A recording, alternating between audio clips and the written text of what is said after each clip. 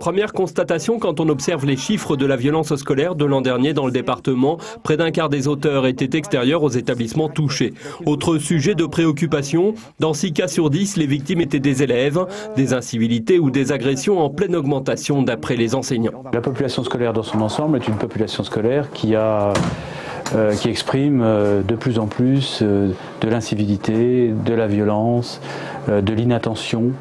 Et globalement, on a quand même beaucoup d'élèves qui ne sont pas au travail scolaire. Ils sont dans un autre univers. Et les enseignants ont beaucoup de difficultés, me semble-t-il, à assurer ce qu'ils doivent faire en premier lieu, c'est-à-dire de l'enseignement. D'après les syndicats, les suppressions de postes compliqueraient la gestion des violences et des bagarres, comme celle survenue la semaine dernière à Vitry-sur-Seine. Je pense que, encore une fois, que c'est mécanique, c'est-à-dire qu'à partir du moment où il n'y a pas les adultes encadrants en nombre suffisant dans un établissement scolaire, bien évidemment, établissement scolaire quel qu'il soit, quel que soit l'endroit où il se trouve, ça a des conséquences au niveau de la gestion des élèves. Je pense qu'il y a une tension, effectivement, parce que les conditions de travail sont de plus en plus difficiles, parce qu'on se retrouve avec des classes aux effectifs de plus en plus chargés, ce qui ne simplifie pas la gestion des choses.